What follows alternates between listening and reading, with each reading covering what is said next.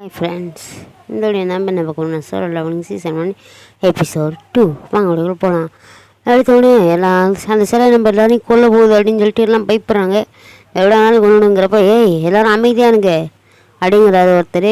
டக்குன்னு நம்ம ஹீரோ சோய ஏந்திரி அப்படின்னு சொல்லிட்டு எழுப்பி விடுறாரு. உனக்கு தான் நன்றி சொல்லணும், உனக்கு எப்படி தெரியுங்கிறப்ப நம்ம ஹீரோ அதான் தெரியும் அப்படின்னு சொல்லிட்டு ஒரு காரணத்தை சொல்கிறான். சரி அப்போ தான் பார்க்குறான் அவன் கை உடஞ்சி வெட்டி இருக்குன்னு. அவங்க கைக்கு வெட்டி போனாங்கிறப்ப சோயிட்டு சொல்லாத, அவங்க பயப்படுவா என்ன தான் இருந்தாலும் பீராங்க இருந்தாலும் பயப்படுவாங்கிறப்ப நம்ம ஹீரோவை கட்டி போட சொல்ல நம்ம ஹீரோவை கட்டி போகிறான். நான் ஏற்கனவே பீராங்கு வரைக்கும் போயிருக்கேன், 2 பீராங்கு பார்த்துருக்கேன், ஆனால் இதை பார்த்ததில்லை. எனக்கு தெரிஞ்சு இது ஒரு 7 அங்கு இருக்கணும், இல்லைனா ஒரு ராங்காக இருக்கணும் அப்படிங்கிறப்ப அந்த சிலை முறைக்குது.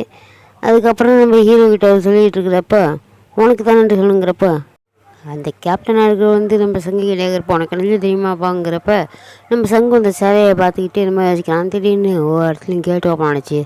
அங்கேருந்து மாஸ்டர் நம்ம குலத்துக்கு வரப்போ தடுக்கிறவங்க தான் ஆண்டர், அவங்க ஒரு வாட்டை வைக்கலாம் விட்டாங்கன்னா 50 வாட்டை வைக்கணும் இதுங்கிறப்ப நம்முடைய ஹீரோவுடைய சிஸ்டர் ஸ்கூலில் பார்க்குறாங்க.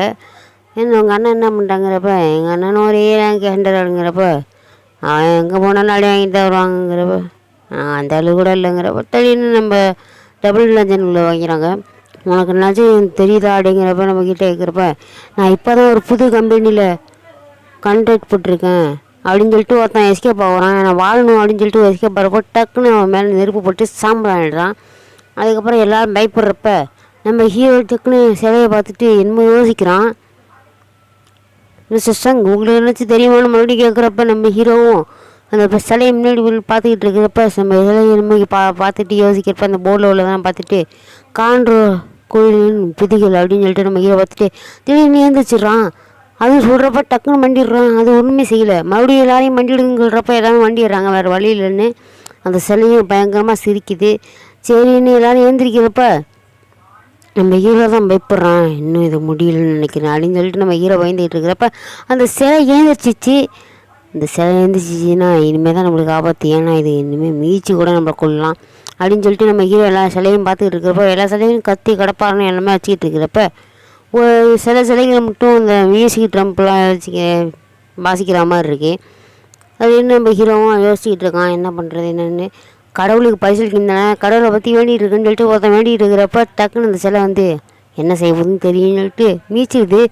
இன்னொரு பொண்ணு நான் வாழணும் அப்படின்னு சொல்லிட்டு யோசிக்கிட்டு இருக்கிறப்ப டக்குன்னு அதையும் மீச்சிடுது. எல்லோரும் இருக்கிறப்ப நான் வாழணும், எனக்காக ஒரு ஃபேமிலி இருக்குன்னு பச்சை கலர் கஷ்டப்பட்டு வந்தவன் எனக்கு ஃபேமிலி இருக்குன்னு சொல்லிட்டு யோசிக்கிறப்ப டக்குன்னு அந்த சிலை 2ஆக வெட்டிடுது. நம்ம ஹீரோவும் மறுபடியும் என்னாச்சும் யோசிக்கணும்னு சொல்லிட்டு மறைச்சிக்கிட்டு சைடில் உள்ள எல்லா சிலைகளையும் பார்த்துக்கிட்டு இருக்கான். எல்லா சிலையும் பார்த்துக்கிட்டு ஓடிட்டு இருக்கிறப்ப அந்த பொண்ணு கையோட மனசு இல்லாமல் அதையும் தூக்கிட்டு போகிறான். அப்படின்னு பார்த்தா இன்னொரு மிதிக்க ஆரம்பிச்சிச்சு.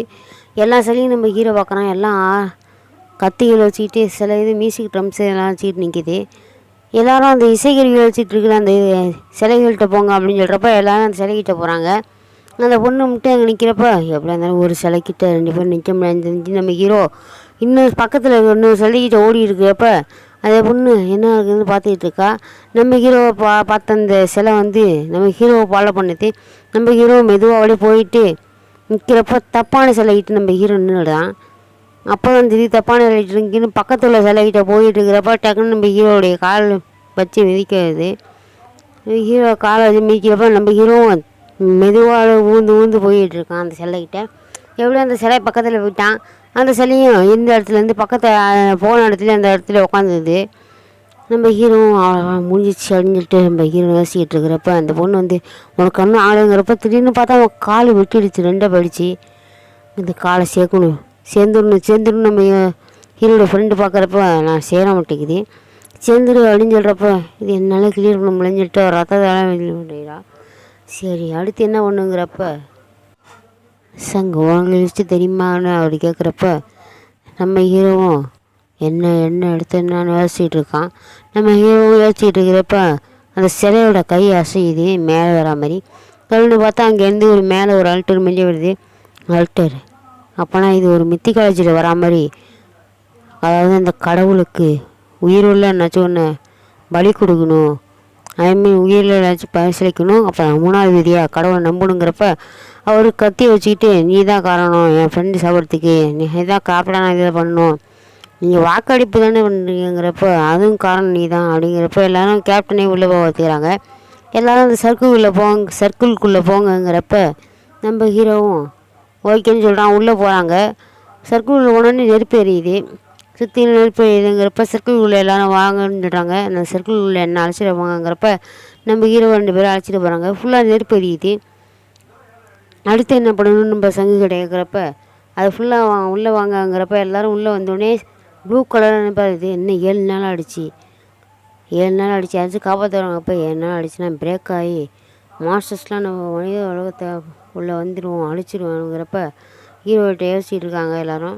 அதுக்கப்புறம் இந்த சிலையை பார்த்துட்டு இருக்கிறப்ப டக்குன்னு நம்ம ஹீரோவுடைய சிஸ்டரை பார்க்குறாங்க. ஹாஸ்பிட்டலில் போயிட்டு அம்மா சங்கு என்ன காணுன்னு வரல அவன்னு சொல்லிட்டு சங்கை பற்றி பேசிகிட்டு இருக்கா.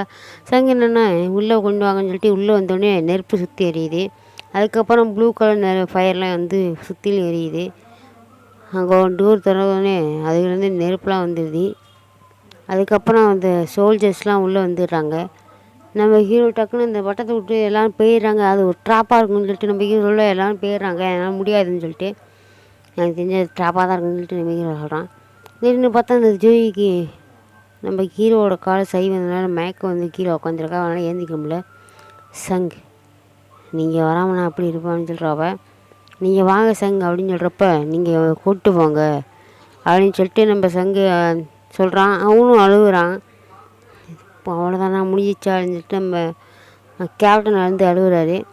சங்கும் சொல்கிறான் அது கூப்பிட்டு போங்க, நான் இங்கே இருக்கேன், யாராச்சும் ஒருத்தர் இருக்க வரைக்கும் அது கேட்டு மூடாது அப்படின்னு சொல்கிறப்ப அவரும் நான் வரமாட்டேன்னு சொல்கிறா.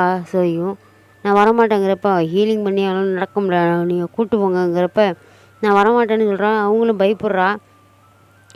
நான் வெளில வந்தேனே சாப்பாடு வாங்கி தரேன்னு சொன்னேனே எந்த அப்படின்னு சொல்லிட்டு நம்ம ஹீரோ அவளை அனுப்பி வைக்க பிளான் பண்ணிவிட்டு இந்த ஸ்டூன் ஒன்று எடுத்தானே ஃபஸ்ட் எடுப்பி சொல்லு, அதை எடுத்து நான் சாப்பாடு வாங்கி தரேன், இந்தா இதை வச்சு நான் சாப்பாடு சாப்பிட்லாம் அப்படின்னு சொல்லிட்டு சொல்கிறா. சங்கு அப்படின்னு சொல்கிறப்ப அவர் வந்து டக்குன்னு ஒரு குத்தி மயக்கம் அடைஞ்சிட்டு அதை தூக்கிட்டு போயிட்டு சரி வரேன் அப்படின்னு சொல்லிட்டு அழுகுறாரு.